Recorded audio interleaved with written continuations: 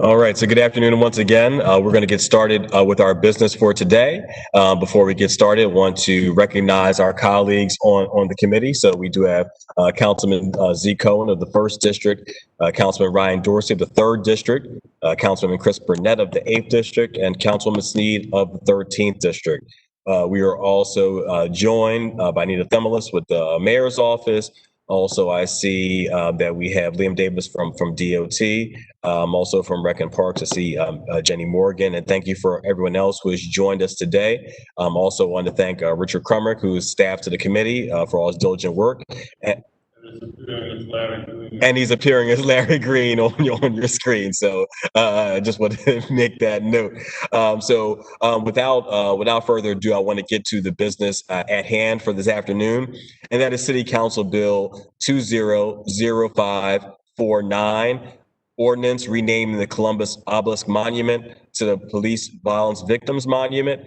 This has been sponsored by Councilman Ryan Dorsey, and this is in his district. So at this point, I will turn it over to Councilman Dorsey for some comments before we begin. Councilman Dorsey. Thank you, Mr. Chair, and thank you to all the committee members and everybody else present. The recitals of this bill kind of go into real detail about what it is and why it's important. And so I'm not going to belabor that point, except to say that when it comes to the discourse on what Baltimore City can and must do to both address policing reform and change the culture related to policing,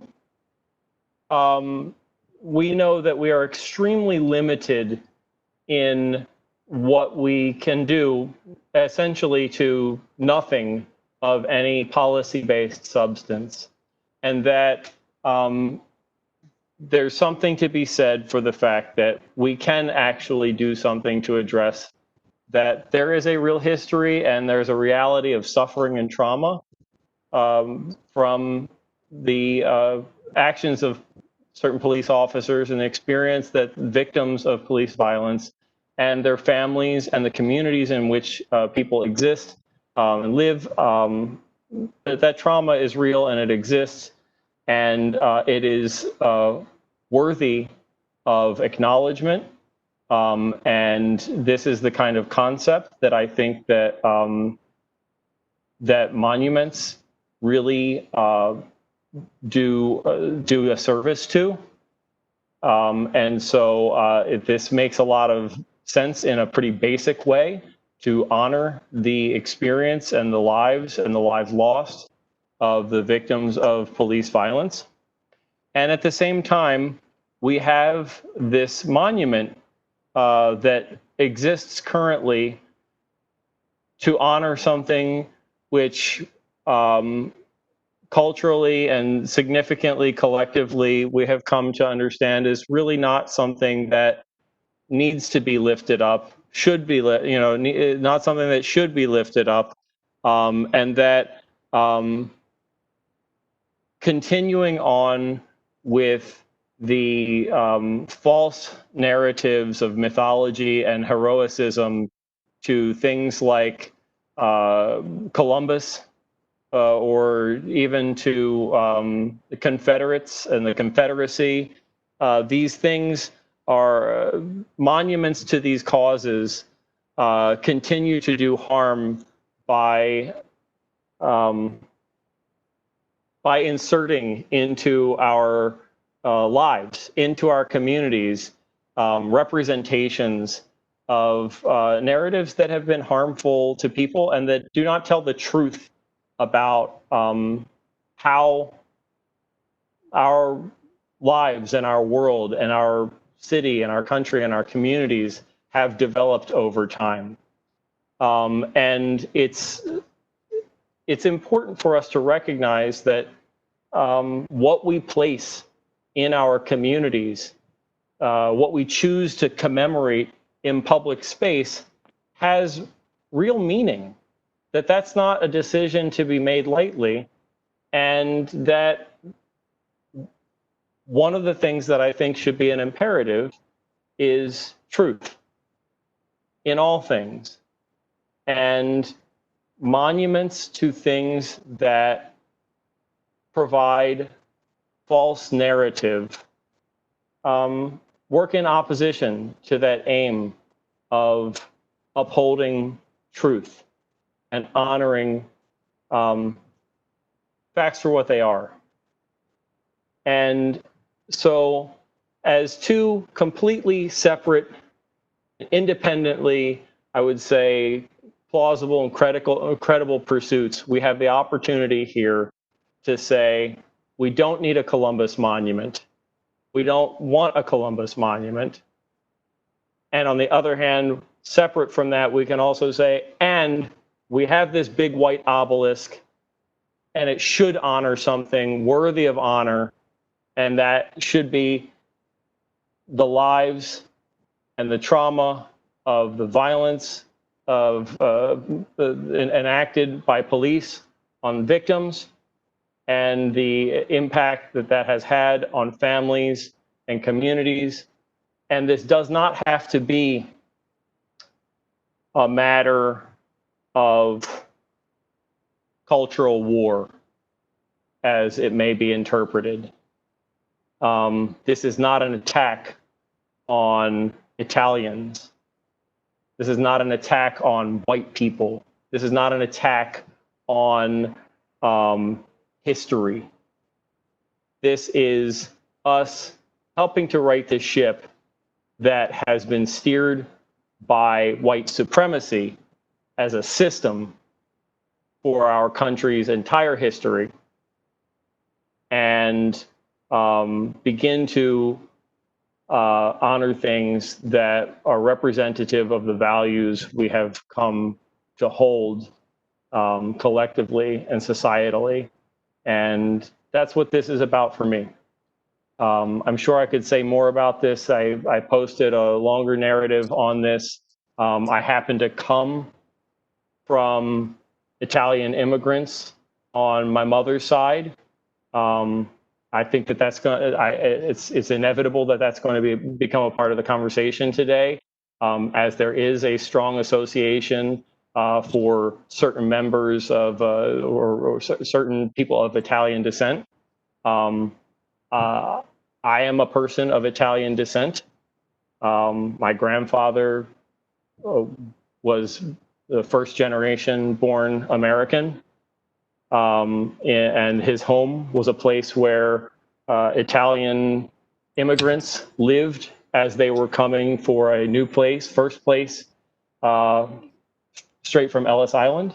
And on the other side, I come from a colonial family in Maryland that was active in the owning of slave plantations and has mansions and such named after my ancestors. And I think that these are also really important points in recognizing who is engaging in the conversation. We are not a monolith. And so I appreciate you calling this hearing today and allowing me this opportunity to speak here to open things up. Thank you, Mr. Chair. And thank you, Councilman Dorsey. Before we go on, I do see we've been joined by Law Department Victor Tervala. Good to have you. One thing I do want to make reference to, and I don't think it should be glossed over, Councilman Dorsey, one thing you did mention, again, the actions of certain police officers. And you mentioned that this is not being an attack on multiple groups, but the reality is that, again, this is not speaking to every single police officer or accusing them of violence. So I think that that's an important point. I think you also make some interesting points as it relates to what the council can and can't do or has limitations as it relates to policy regarding the police. But also I do think it's important that you reference some of the issues of cultural significance of what we hold up. Again, we can look from an historical point of view, and as an educator, we can look at how we can revise history to talk about the contributions of certain individuals, and sometimes it's out of proportion. So I do appreciate you bringing that to light. And then as well, again, your own personal perspective on it. The last thing I will also say is that the most important thing we deal with is community. So we look at, those who have been affected by the trauma of which you speak, and also thinking about the impact it plays on families as well. So again, I thank you for bringing the bill. And as you mentioned, the term conversation, I'm sure that there will be a robust conversation at this point. Looking at the agencies, I know we've got some reports from various agencies, and it looks as if we don't have any. Well, I'm looking at the reports from law, which has comments. I do want to get to the law department. I see that Department of Transportation has no position on it. No objection from real estate. See that General Service defers to Rec and Parks, who has no objection. And then thank you, Richard. So looking at this from Rec and Parks again, no objection. And then looking at again from DOT, again same. So is there any agencies? Does anybody want to chime in at this point? Everyone have any additional comments? I don't know. Law, did you have anything at this point? Thank you, Mr. Chair. This is Vic Turvala from the City Law Department. The Law Department is prepared to approve the bill for form and legal sufficiency. I've been told by Councilman Dorsey that you are lacking the Planning Commission's report on this bill. Under Article 5, Section 20-2, you're allowed to proceed with this hearing and pass or do whatever you need to do with the bill without the Planning Commission's report, because it's been longer than 30 days since they referred to it. So you may proceed, and the law is going to bless that action. Okay, thank you. That's helpful. I appreciate that clarification. Are there any other questions for law at this point? Okay, seeing none. Any of the other agencies? Are there any other comments at this point? Does everybody stand by the reports? Seeing no movement here, I think that we are all here. Also, I do see that we've also been joined by Michelle Wurzberger from the police department. So thank you also for joining us and for your work. I do want to provide an opportunity for any of the committee members to ask questions or make comments before we proceed to any community members who are here to testify. So if any members of the committee have any comments, we're open to hearing them at this point.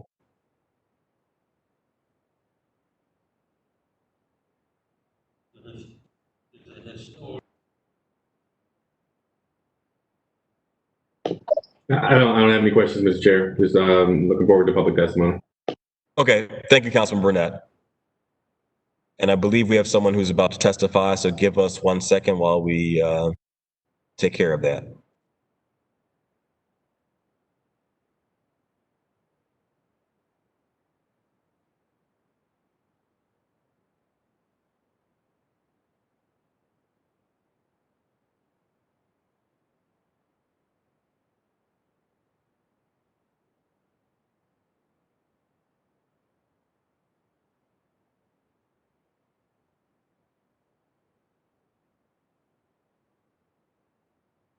Mr. Chair, Yes. as we go to public testimony, it would have been possible if I could make a special request on behalf of one person. We have Tawanda Jones on with us. Okay. And she, many know Tawanda has been the champion of West Wednesdays in honor of her brother, Tyrone West, for many years. And she has a very limited time and asked me if it was possible for her to give testimony early in the hearing. Sure. I don't see a problem with that at all. So I guess after this next person testifies, we'll have Ms. Jones if she's on the line. Thank you, Mr. Chair. And yes, we are all familiar with the work that Tawanda Jones has been doing on behalf of her brother. So thank you for elevating that. Just bear with us for 1 second. Oh, I think.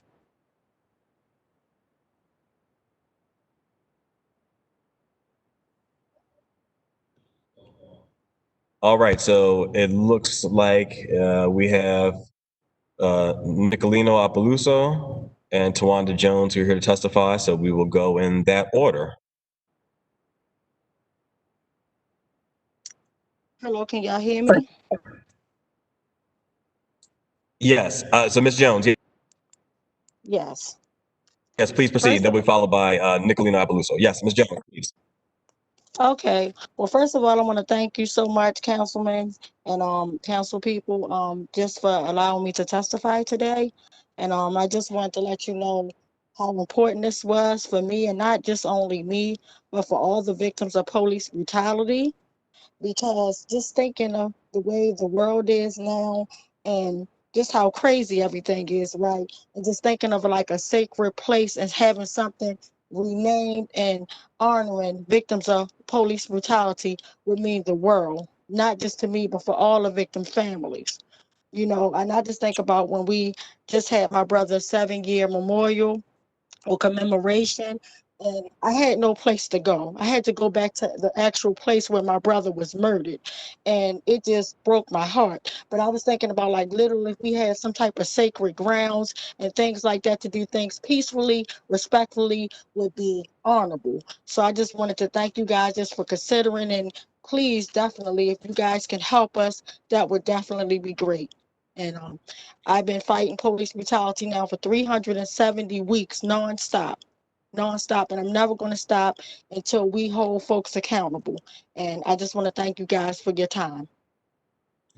Thank you for your testimony. Thank you for your advocacy over the years. One of the things that, many of us have not experienced is what you've experienced from the perspective of your family. So, appreciate you being able to, share the deep challenges that you face, but also standing in the midst of all that and proceeding. So we do recognize your efforts and your struggle and appreciate everything you're doing. So thank you for testifying today. I appreciate you. Thank you so much. Thank you. Okay, so now, Nicolino Apaluso, if I'm pronouncing that correctly, please. Yes, can you hear me? Yeah, yes, indeed. Yes. Please proceed. Yes, thank you. Councilman John Bullock, Councilman Ryan Dorsey, and City Councilman, thank you very much for giving me the opportunity to speak here. I'm speaking on behalf as a secretary of the Italian-American Civic Club of Maryland, Incorporated, and to oppose the bill 200549 to rename the Columbus Obelisk. I support what Wanda Jones said about having a monument, and I think the city really should invest in making a beautiful, brand new monument for this very important cause. But I'm opposing the bill as an historian and educator, and specifically because the obelisk itself has a very important historical value. And being that it is the oldest monument in the world commemorating Christopher Columbus. And as you know, the monument has been there for many years, since 1792. And the monument itself, as you know, has been connected also to the Italian-American community, at least in a more strong way since 1891. So when there was a horrible lynching of Italian Sicilian descent in Sicily. And it's very important to consider this, because that link was created in 1891, the link between Columbus and the Italian American community to fight white supremacy against this horrible lynching. African Americans, as we all know, were the main target of this horrible public murders. But unfortunately, we have the largest mass lynching in the United States perpetrated against the Italian American for being not fit to be American for some reason, were killed in New Orleans in one supposed to be the largest mass lynching. So the statue and the connection with Columbus, with the Italian American community, was made. And also I would like to mention this because per the Executive Order 11246, since 1976, Italians are considered a protected class under affirmative action guidelines. So it would be supporting a protected class, the treatment of another protected class, maybe an infringement of a federal law. So I support the idea indicated by Tawanda Jones to have a monument for the victim, but not the Columbus obelisk. For the historical integrity of the obelisk would be compromised.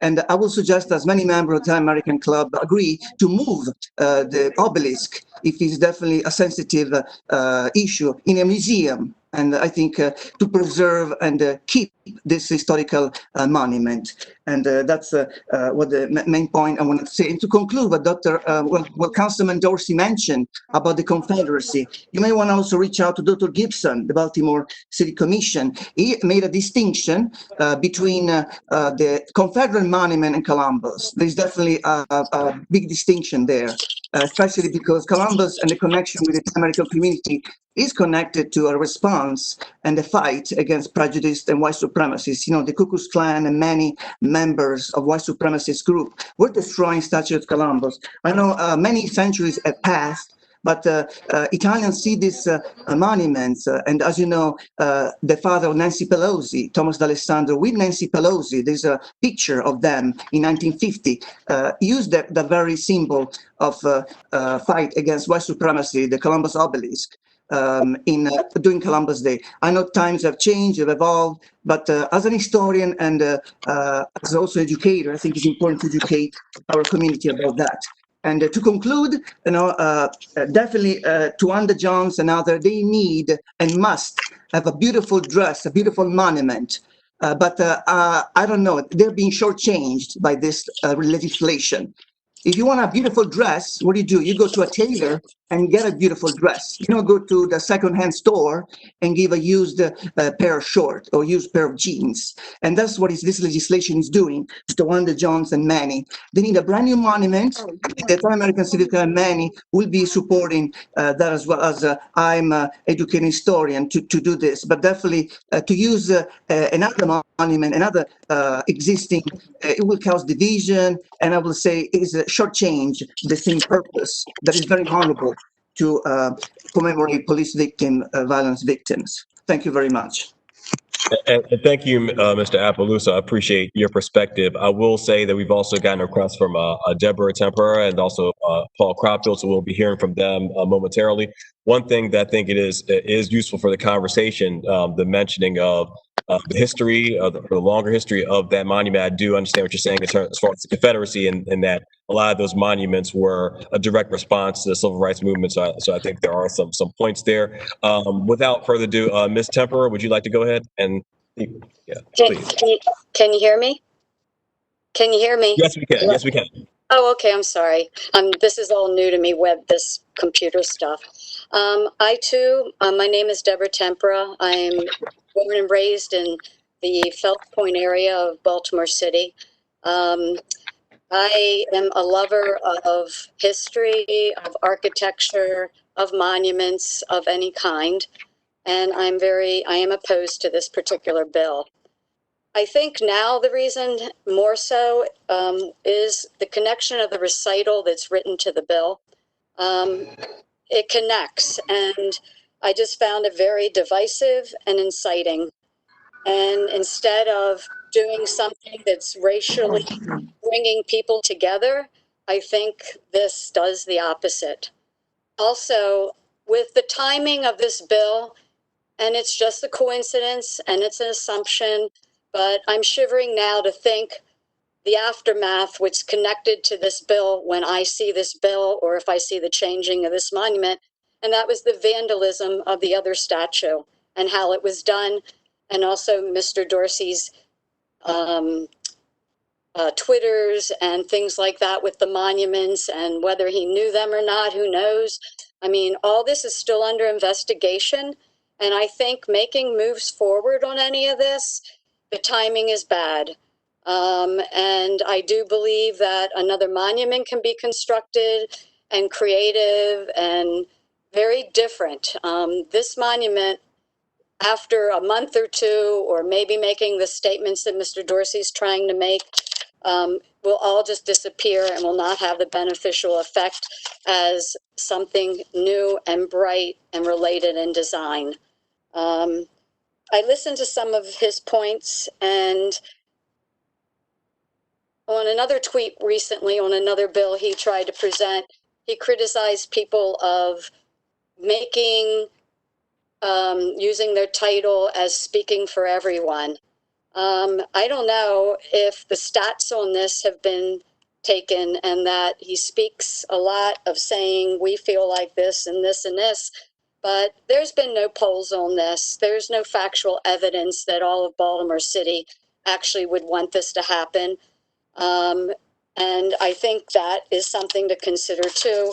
And perhaps this is not the best idea to get if his ultimate goal is to make repressive people that have been acts of violence taking, this would resolve all of that. And I guess basically that's all I say. It's just very upsetting. It's upsetting that this came out of committee in a way after what had happened. And I don't think we can forget about what happened down on President Street and Eastern Avenue, the impact of that, the visions I see without even watching any of the testimony. And this still needs not to happen. Thank you.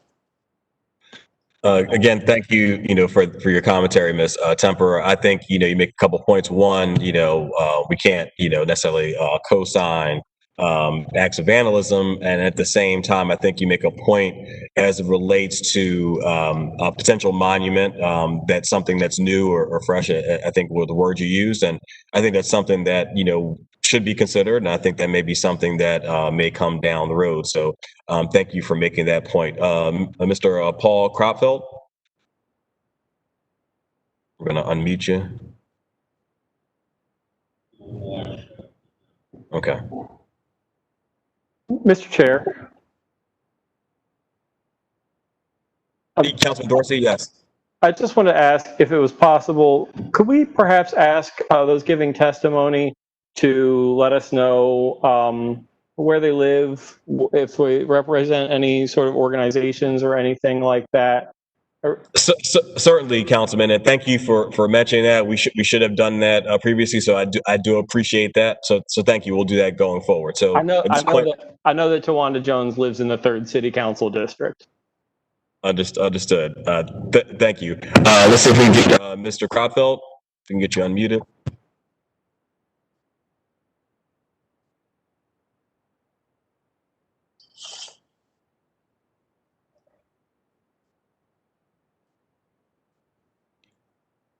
And then followed by. Oh, how about now? Can you hear me now? Yes, we hear you. Yes. Sorry about that, everyone. And I appreciate the opportunity to talk. I appreciate all my councilmen's hard work, even during these troubled times. I am from Fells Point. So Zeke Cohen is my representative that's here. I'm also a member and on the board of the Italian American Civic Club. And I've also, on a personal note, business note, worked a lot with history in the Fells Point and Baltimore over time. Some of you know me from the past, from the American Legion and doing community work with the 6th branch in the neighborhood. My biggest thing is the same. And first and foremost, my heart and prayers go out to the families that have been affected by the police brutality, and they definitely deserve a monument. And I agree both with Tempora and, of course, Nicolino Aplauso. I think we need to give them something fitting, especially where, the one thing about the obelisk, it's an obelisk, which, has ties back to Da Vinci, but it's also this obelisk has international recognition because it was donated from the French. From the Frenchman that was there, and also being the oldest in the country, and the oldest one almost internationally. Saying that, I want to bring a challenge. I know there's a dark cloud over Columbus, but I want to bring a challenge to our councilmen to not speak of Columbus without bringing accurate historic documentation about Christopher Columbus. So we have provided that as an organization, and it's something that we're nationally is going to be challenged here in the coming months because of what's happening across the country. So I'm opposed to this monument being used for those reasons. Mainly, I'm really opposed, not so much about the Columbus. I'm really opposed because I think these victims deserve a monument of their own that's fitting of their own. It's kind of would be like putting a GMC tag on a Lamborghini. I mean, GMC doesn't want to be affiliated with Lamborghini. And I don't know if we want these families, their families to be associated, with what was another purpose. So that's pretty much my comments here, is I hope we can get over this and move forward. And again, I think that also, as I agree hugely with Deborah Tempora about the timing. We had 349 murders last year, as we all know. I wish this meeting right here was dedicated to working against that and not working with monuments. You know, I really do. And that is all. And thank you for your time. And Mr. Duffield, one of the things that I think is worth mentioning, and I'll echo one thing that came up earlier, which is that the council does have some limitations as it relates to policy, specifically with the police. This is the Housing Urban Affairs Committee, so our actionable items are essentially on things like bills around streets and alley openings and closings, and also naming of certain facilities. So I get your point in terms of some of the challenges that the city is facing, but again, there are certain limitations, certain purview that the committee does have. At this point, Bill Bleich, hear from you. Am I unmuted now? You're unmuted now. Yes. All right. Good afternoon, everyone. Afternoon. As you mentioned, my name is Bill Bleich, and I'm a regular participant at the rallies each week that the West Wednesday Coalition organizes, demanding accountability for the police murder of Tyrone West and unfortunately many others. First, a word on Columbus.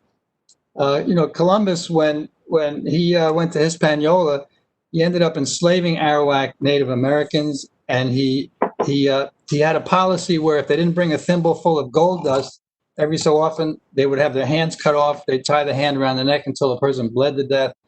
I think that Italian Americans can find many, many, many people to celebrate, but Columbus should not be one. He was a perpetrator of genocide, racism, slavery, and so on. So I think it would be a step forward for all of us to no longer have monuments named after somebody like that. Secondly, on the need for some kind of a memorial for victims of police brutality, people who lose someone to police brutality suffer intense trauma, which lasts for years and years and years, for a lifetime. I've been to most of the annual memorials for the death of Tyrone West, and you can see the pain of the family. I taught 3 members of the family as a city school teacher. And you can see the pain of the family members there each year. And having a monument to give a little bit of a sense of healing would be a step forward. And just a word about the pervasiveness of police murder. In the United States, about 1,100 people lose their lives each year to police killings. That's about 3 a day, most of whom we never hear about. We know the cases that have been popularized and around which we have struggled and demanded accountability, but there are many, many others. And police brutality, where the victims survive, is far more pervasive. About once every 4 minutes, someone in the United States is brutalized by police. So the need for this sort of a monument is clear.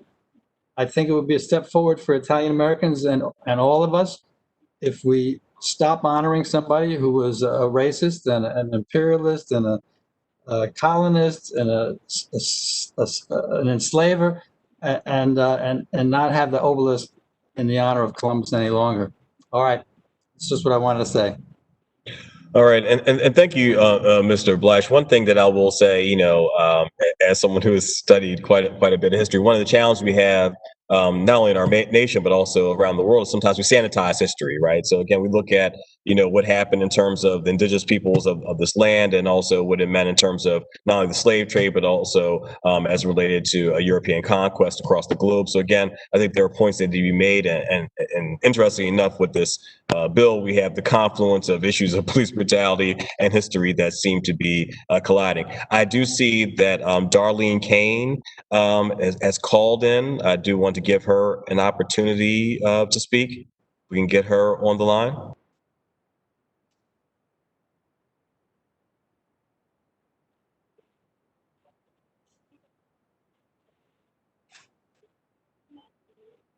Mr. Chair, she's on her phone, maybe unable to unmute herself. If we could unmute her, perhaps.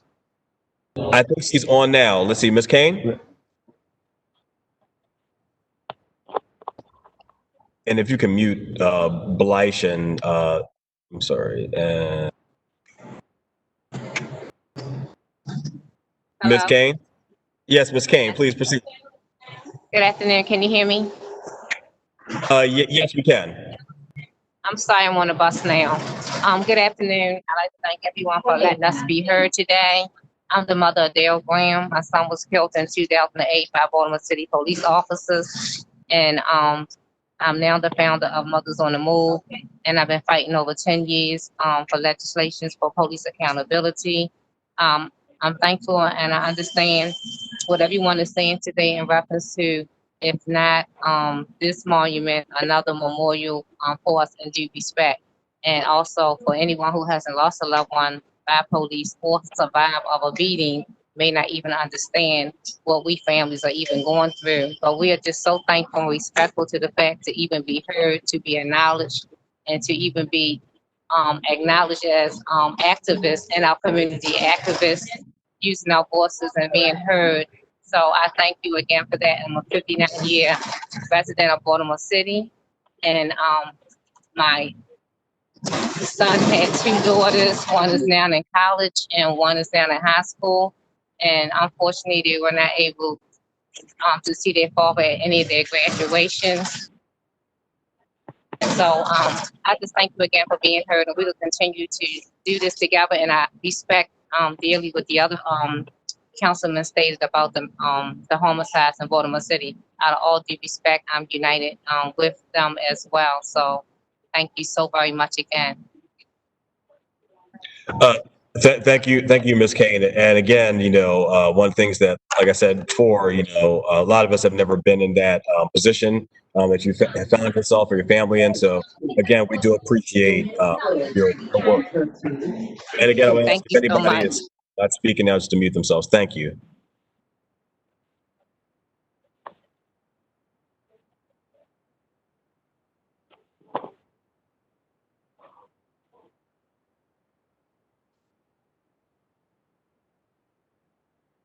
All right, so it looks like we have a couple other people who have called in. Let's try to go through those calls.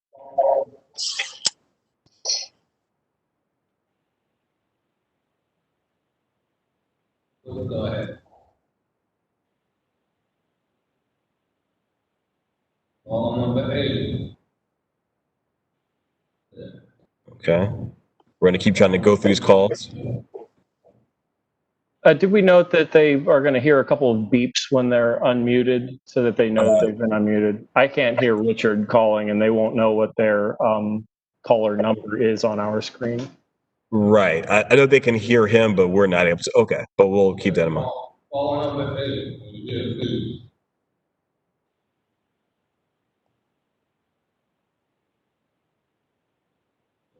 Call number 9.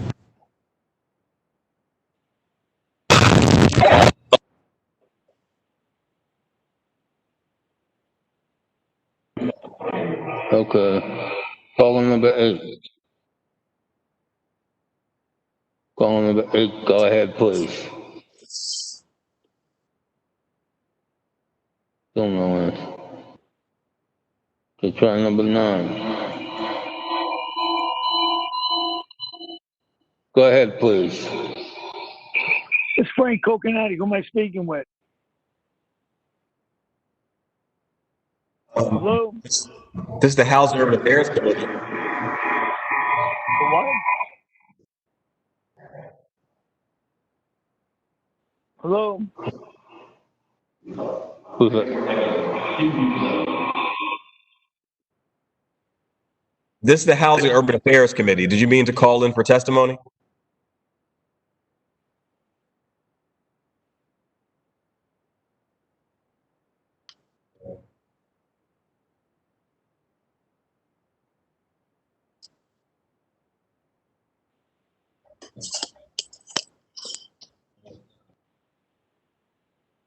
So caller number 8. Go ahead, please.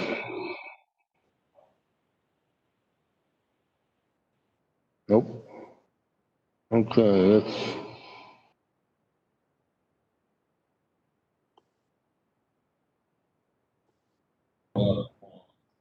Okay, at this point, it doesn't look like we have any more callers or folks who have dialed in. At this point, I still would try to give it a couple more seconds to see if there's anyone else who wanted to have testimony on this bill. Yeah, hey, Mr. Chair, someone in the comments named Megan Kinney is trying to speak. Megan Kenny? And Okay. I also see a couple of hands raised, Hillary Hellerbach and Aria Wilson. Okay, so I didn't see that. Let's.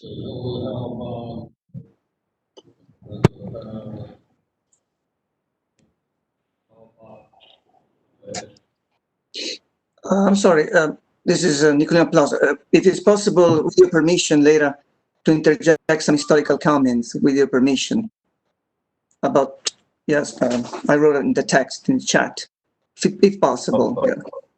Okay, well. Okay, so let's see. I see a Megan Kenny.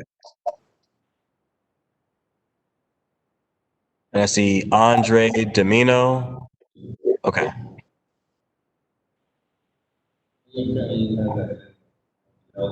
Yes, please. All right, Megan Kenny? Yes. Hi, can you hear me? Yes. Hi. My name is Megan Kenny. I am a Baltimore City resident. I have been an activist against police brutality and supremacy for a while now. I am in support of renaming this the obelisk to give honor to everybody who's died at the hands of somebody with a badge. My question, I suppose, is to everybody who's opposing that. I suppose to everybody who is opposing this is, what steps are you taking to honor those who have been killed by police? If you are against renaming this monument, but are for honoring people who have been killed by police, what steps have you taken, or are you going to take, or are taking right now to do so? Because I'm not seeing it. All I'm hearing is how that the renaming of this monument is disrespectful to the Italian community. That's all I'm hearing. What steps are you taking to honor those who have been killed? There are monuments to Columbus already. There's an entire day devoted to him. I went to the city council hearing when they discussed renaming the Columbus Day holiday, and there was opposition to that. So what are you doing to replace? What are you doing instead? Instead of just opposing this, what steps are you taking to honor the people who've been killed by people with badges and guns with impunity? They get away with it. So what steps are you taking instead of crying about this being taken away from you? What are you doing to replace, to give? So that's my question. And so in closing, I support renaming this obelisk, renaming this monument for all who've been killed by police, including Tyrone West, Anthony Anderson. I mean, we can go on and on, because these police who have killed them have been promoted. They're still in the job. So what are you guys doing? I yield my time. Thank you. So I'll just say, Ms. Kenny, thank you for your testimony. To hear the passion in your voice. I think you do raise an interesting question around what the proposals are for those who are, again, in opposition. So again, thank you for lifting that up. I see after Mr. Domino, I see there's a Gretchen Tomei who also wants to testify. So we'll go with Mr. Domino.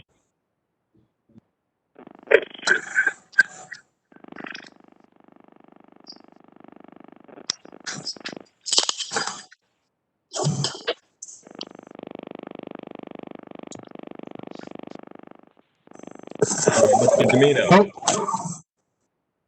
Hi, this is Andre Domino. Can you hear me? Yes, please proceed. Okay, thank you very much, Mr. Blank, and thank you everyone else for having this hearing. My name is Andre Domino from the Italian American One Voice Coalition. We're a national organization representing Italian Americans across the country. And first, I want to say that all of the impassioned pleas for a way to honor the victims of this is something that we absolutely do not oppose. What the concern is we know there's something in honor of Christopher Columbus. So Sorry. a certain, Mr. can you hear me? Domino, just 1 second.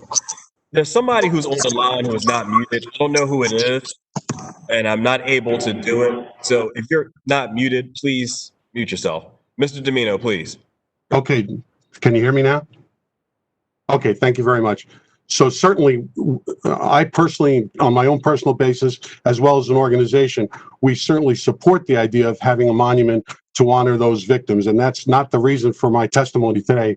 My testimony today is with regard to the actual obelisk being a Christopher Columbus monument with such historical value. Christopher Columbus, as was said by other speakers before, is an iconic symbol to Italian Americans. And this is actually one of the most iconic of all because of its history and background.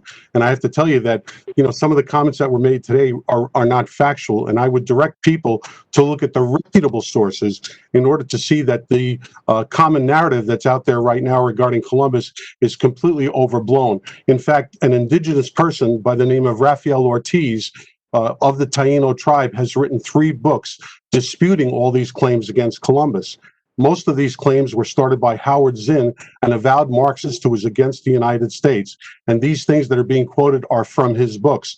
And Dr. Mary Graybar, a very well-known academic, has written a book debunking Howard Zinn's claims about Columbus. So if we put aside all of these claims, the other side of the coin of this is with respect to what Columbus does mean to Italian Americans. Italian Americans are a protected group under the 14th Amendment, and therefore doing something like this is actually discriminating against Italian Americans.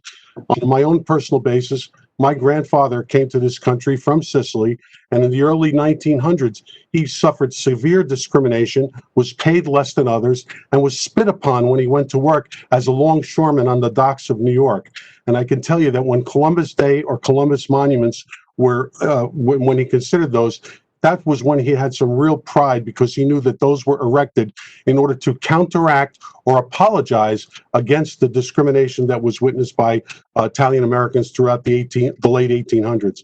So therefore, I know that you have a difficult decision before you, but I have to tell you that I think there are 2 separate issues here. Certainly, there should be a monument, and we would support it, and I personally would support a monument for those victims. And I was so sorry to hear about the victims that called in today. But please don't take this away from Italian Americans of Baltimore and actually of the world because of the historical importance of this monument. And I thank you very much for allowing me to speak. Thank you. Again, appreciate, your testimony and your perspective. Again, you can see that there are folks who have been all over the spectrum as far as comments today and affiliation. So again, I appreciate your perspective. I'm trying to see if there's anyone else who wanted to testify who has not yet been able to.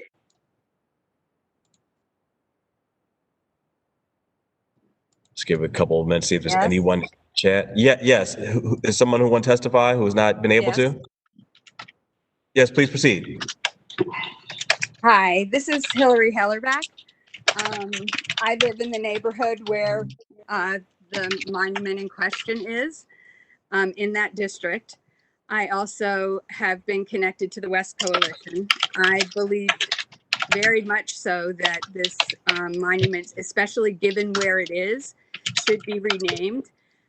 This is the same neighborhood that has the police department that was involved in Tyrone West's murder.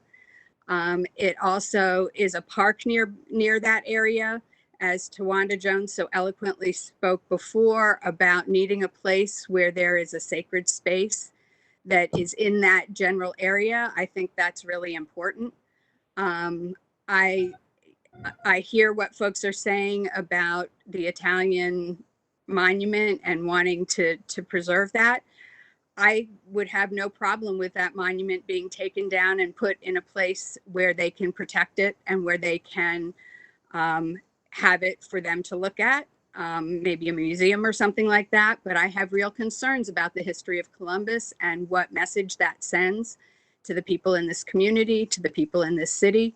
And I think that location specifically would be a good location for there to be a monument for the victims of police brutality in Baltimore. Ms. Hellerback, thank you, for your participation and civically, also your connection to the neighborhood, but also for your commentary today. Next, we'll hear from Aria Wilson. Hello, good afternoon. This is Dario Wilson. I'm a longtime Baltimore City resident. I would like to thank Councilman Dorsey for proposing this. Regarding my position on whether to support or not support this bill, I am inclined to listen to people who are either victims of police violence themselves or are adjacent to it. And it seems like they want this to happen, and if that's what they want, then I support that. My concern is with the proposed title as the Police Violence Victims Monument. I would suggest, if possible, considering naming it the Victims of Police Violence Monument, just to put victims first and not to center police in the naming of the monument. That's all. Thank you very much. I do want to say, Aria Wilson, thank you for your commentary. That's actually been a source of conversation between staff and the bill sponsor and myself. So there may be some movement on that, but we'll defer to the sponsor regarding that. Is there anyone else? I want to make sure that we get everyone who wanted to speak an opportunity to do so. I think we've gone through everyone, but just want to make one last call, see if we have gotten everybody. Mr. Chair. Yes, Councilman Dorsey. I was just texted by somebody who said that Greta Willis would like to testify. I think it's possible that some people don't know how to use the raise hand function. Yes. Ms. Willis, I know Ms. Willis. Greta Willis, she's able to be. Yeah, she's on, and she may not know how to unmute herself. I'm not sure. It looks like she's on a phone. Give me a minute, I'll find her. I got her. Just gotta get elevated and unmuted. Ms. Willis? Hang on a second.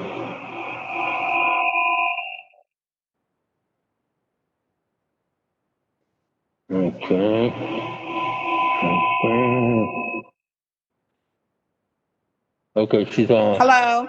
Hi, can you hear me? Hi, good afternoon. My name is Greta Willis. I would like to see this bill in action because I've lost my son, Kevin L. Cooper, at the tender age of 14 years old by a Baltimore City police officer in my home in front of me on August the 12th of 2006. This is a hard piece for families and parents, and to have a memorial to visualize their names and remembrance of them would truly be great in Baltimore City. So yes, I support this bill and would like to see it pass to have our children's, our loved ones' names put up in a space where we can remember them in Baltimore City. And I thank you all for your time and your consideration to allow this to go forward. Ms. Willis, just want to say thank you. I'll take this point of privilege as chair of the committee, just to mention that Ms. Willis is a resident of the 9th District. But Ms. Willis, one of the things that I've always been impressed about you and your family, your husband, and everyone else is that you've taken this pain and used it as an opportunity to push for positivity in the community. So from block parties that you hold in the summer, keeping your son's name alive, but then also just the things that you're doing to try to beautify the community and being a leader. So I just want to say publicly that we thank you for your service to the city. Deeply sorry for your loss. But again, eternally grateful for the fact that you're able to turn that into something that's beautiful and inspiring to a lot of people, myself included, in the city. So, Ms. Willis, just want to again thank you for what you're doing and really, really appreciative. So thank you. And I thank you too, sir. Continue to do the work in this area, and we truly appreciate you as well. Thank you all for your time.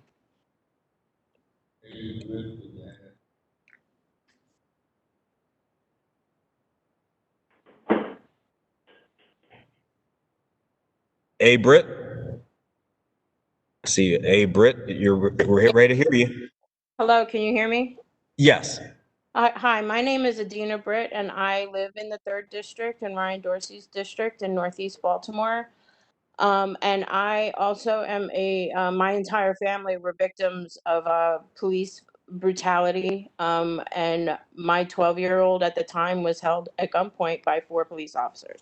So I am in support of a monument, whether it's this monument. I agree with Hillary that if the Italian Americans want to keep it, they should take it away and bring it somewhere where it's not on view, because I have major reservations about Columbus's history as well.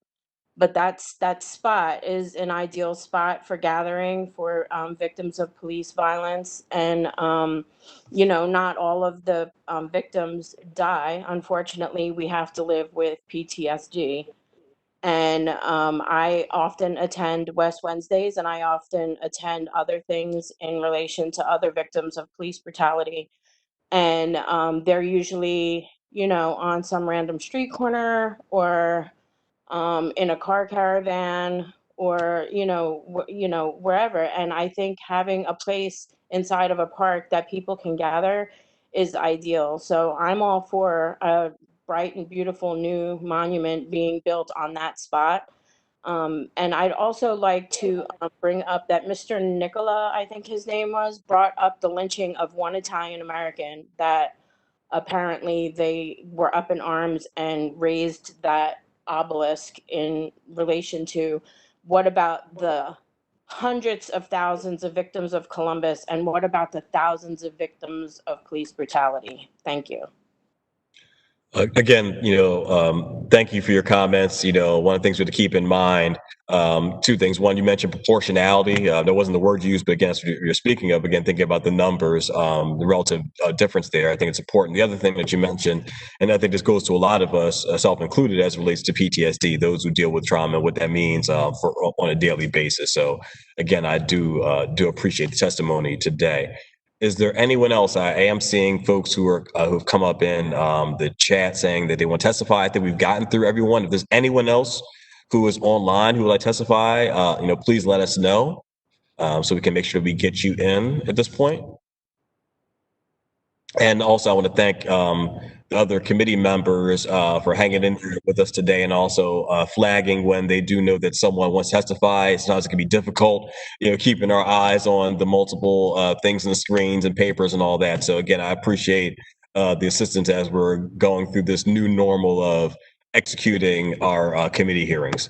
I'll give one more call. Is there anyone else, either on the phone, online, who would like to testify from the public? May I say something really quick, if possible? Sure.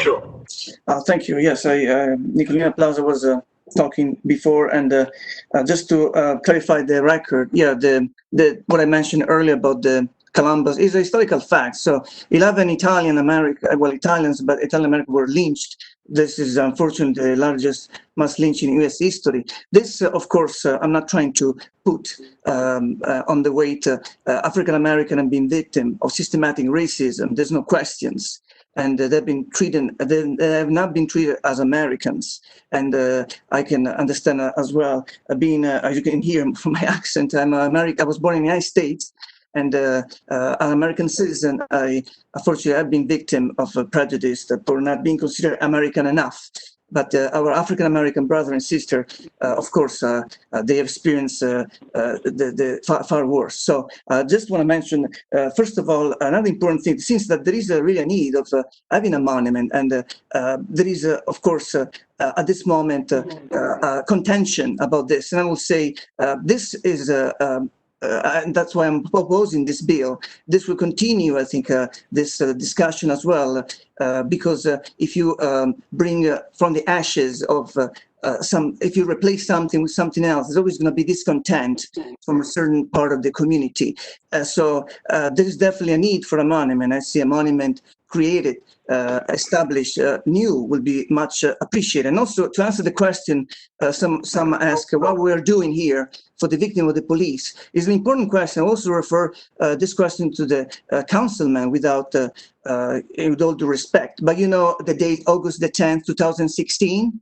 Are you familiar with the Department of Justice federal investigation for the police department? They did find a pattern of civil rights violation by the Baltimore Police Department. This is 2016.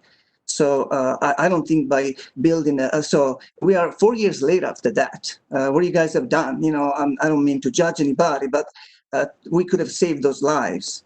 And I see, I'm sorry, just to conclude, I don't think renaming an existing monument from 220 years ago will fix this this situation. I think we really need a reform, and I agree with this need to change. And I, as an educator, always do my best in my capacity to make sure students from different backgrounds understand the prejudice, and they don't become future racists. So we implement reading, we do the best we can, and for our African American students, try to navigate to this very difficult route of being in America.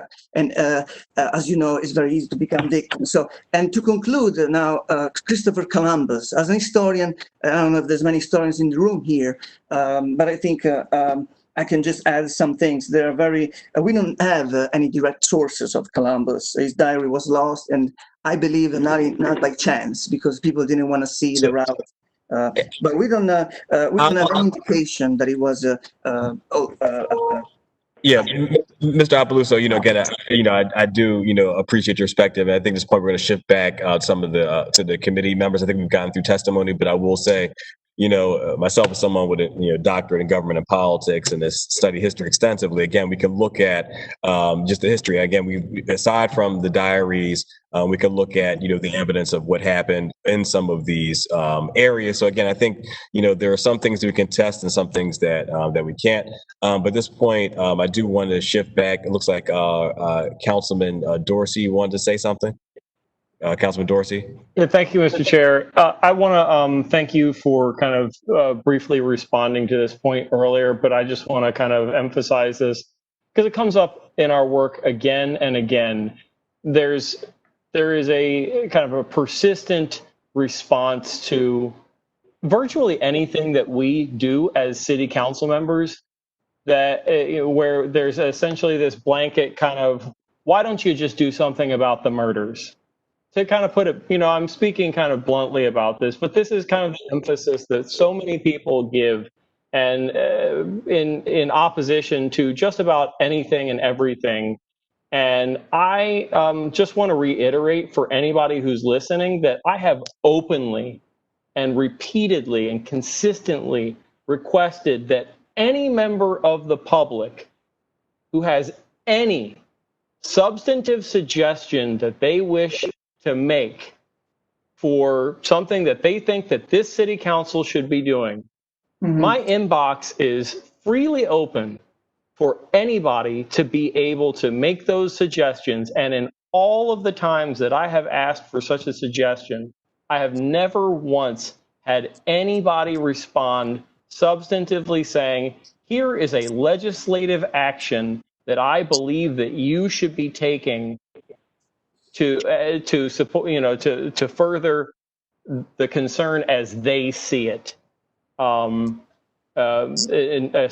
in terms of people that are essentially saying, don't do this, do something about the murders, over and over and over again. And so I think it's really incredibly disingenuous to continue to hear it over and over again. And nonetheless, I again am reiterating that if anybody wants to contact us about that, I'm available and willing to receive such an email.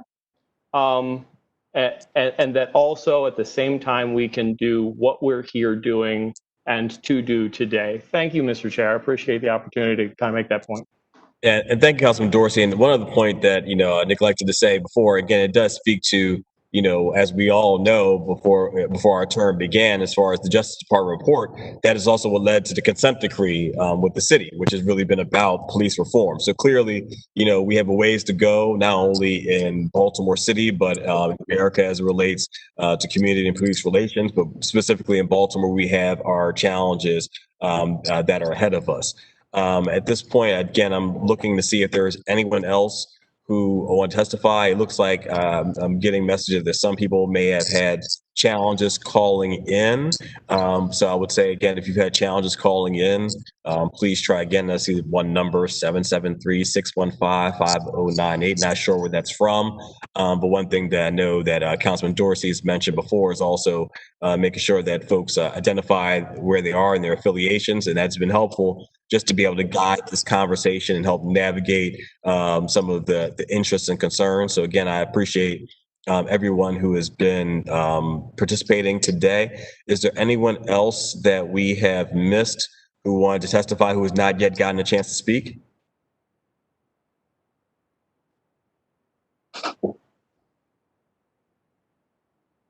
Okay, just holding it open for a little while longer to see if there's anyone else who want opportunity to speak. And if there is no further testimony, I do want to move back to any committee members before we proceed. Are there any members of the committee that have any questions, comments, either toward the sponsor or toward other members of the committee?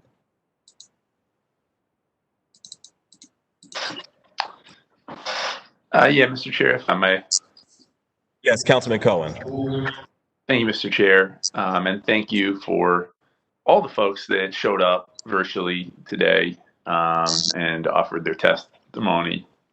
I've been thinking a lot in the last 2 years or so about what it means and what it looks like to heal from trauma. We passed a bill, it feels like a long time ago, but it was really only a couple months ago, the Elijah Cummings Healing City Act, which really seeks to instill trauma-informed care into all of our city agencies and push to make Baltimore a healing city. One of the ways in which I think it's recognized that people heal from trauma is an open acknowledgement of harm that has been done and an attempt to correct it. I'm a history teacher as well. Used to teach middle school social studies, so U.S. history, world history, and so on. And, in thinking about Columbus, I think it is important to acknowledge that I think it's fairly clear at this point that the man committed atrocities, that he was involved in an enormous amount of violence against Native people in this country and in parts of the Americas, that he was involved in slavery, and to also acknowledge that I don't think that in 2020 he really should be the spokesperson for the Italian American community, because here in Baltimore we have an incredible, vibrant, robust Italian American community. I have the great pleasure of getting to represent Little Italy on the city council. We have, the folks that have been mentioned before, Tommy D'Alessandro and Nancy Pelosi, who grew up here. But so many brilliant artists, so many restaurateurs, so many historians like Dr. Aplaso, who's on the call. So many folks who have contributed in so many different ways to the vibrancy that is Baltimore. And in the year 2020, I think it's okay to acknowledge that perhaps at this point, Christopher Columbus shouldn't be the spokesperson. Since a group of people tore his monument down in my district, we've been trying to facilitate some conversations between our Italian American community and our Native American community. So far, they've been, we are yet to bring folks together, but my sincere hope is that we can do that and that we can acknowledge the vibrancy and the shared lived history that each community has, and acknowledge that at times the Italian American community in the United States was discriminated against and still not glorify Christopher Columbus, and still acknowledge the deep, deep harm and violence that was done and continues to be done in some ways to our Native American community. So for me, I think healing is really about acknowledgement first and foremost. It's about confronting systems of oppression. It's about being really open and honest with the wounds that we have. And I think we have an opportunity to do that while still honoring our Italian American community, in other ways, acknowledging law enforcement and the role that it plays. But I do think that the continued deification, the continued celebration of Columbus is not where we as a city need to be.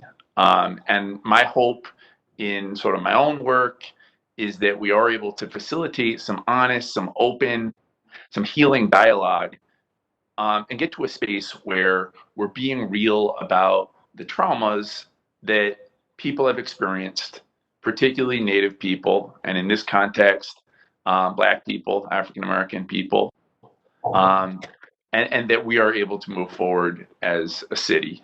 And I recognize that, and I think we all recognize that this is deep, and everyone comes from a space of love for their culture and for their history. But I do think that now is a moment to move forward and to acknowledge, lift up, and celebrate victims. And I think in this case, victims of police brutality. That's all I got. Councilman Cohen, just thank you for bringing that nuance to our conversation.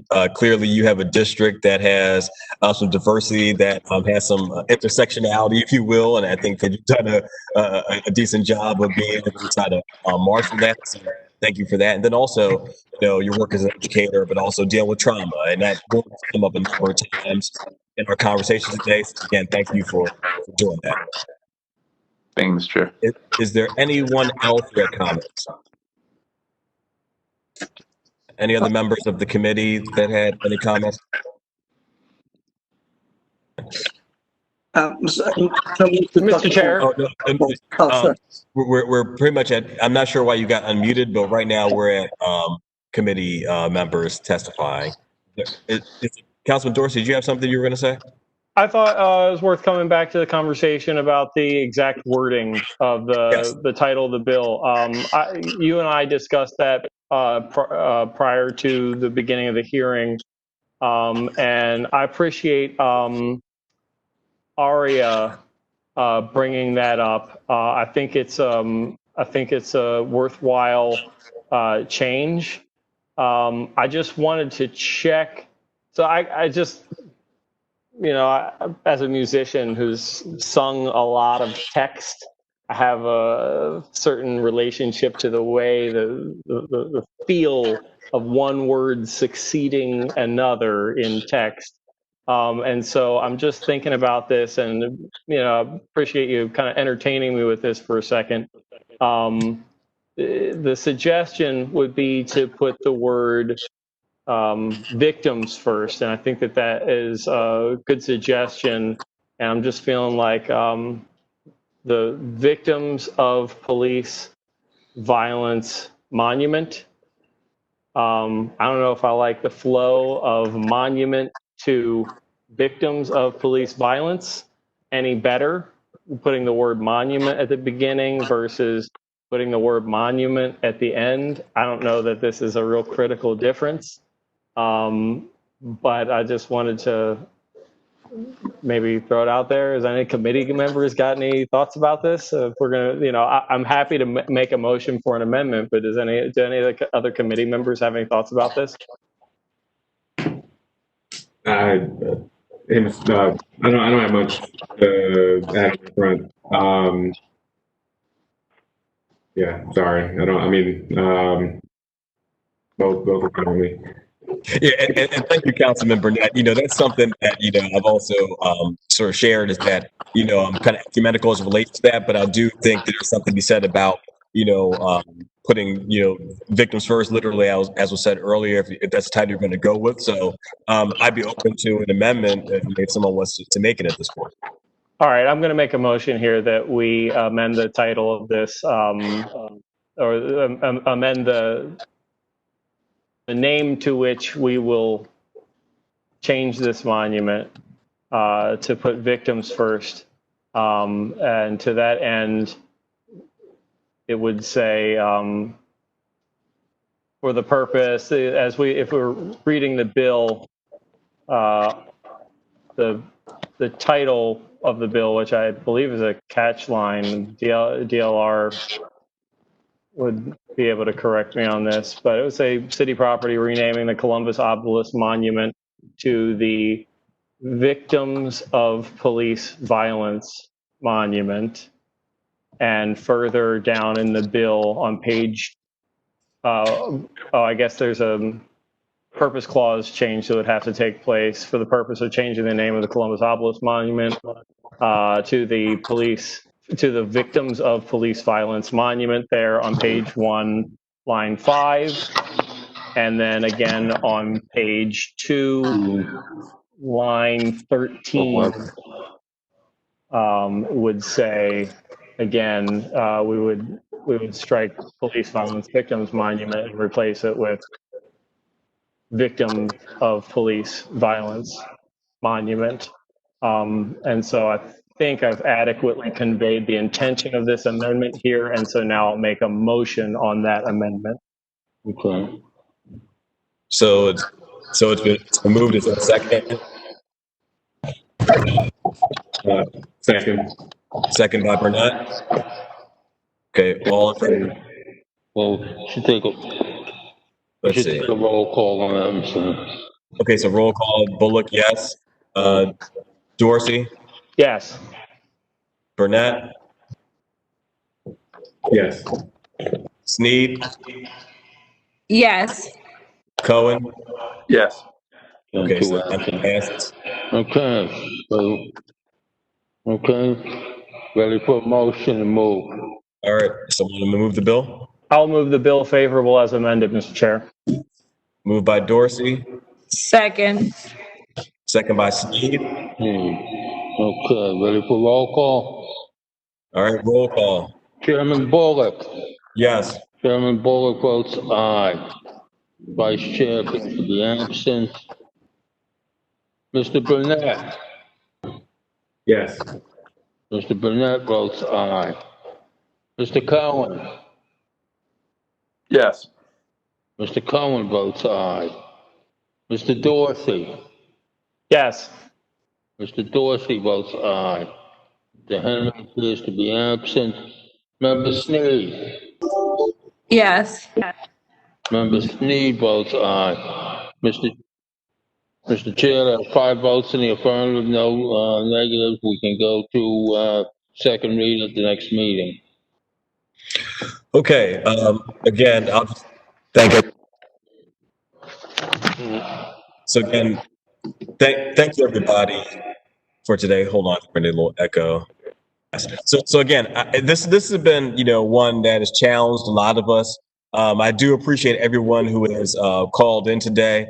This was the only issue that we had in front of us today, and wanted to give it the proper time to be able to be addressed. I believe we have done so. There have been some suggestions that have come up. I know that there's further work for our city council to do. There's more work that can be done in the community. But again, I do appreciate everyone's passion. Again, a lot of us coming from different places, not only as far as our experiences, in terms of, race, class, gender, geography, and all things come along with it, but also our experiences as it relates to police and policing, but also our perspectives on history and how it affects us all. So given all that, I know that we've had this piece of legislation from Councilman Dorsey that is now moving out of committee. With that, that's the issue that we had in front of us today. And given that we have gone through that, we will then adjourn for the day. So again, once again, I thank you all for playing a role. Again, everyone may not leave happy, but I'm glad to say that everyone's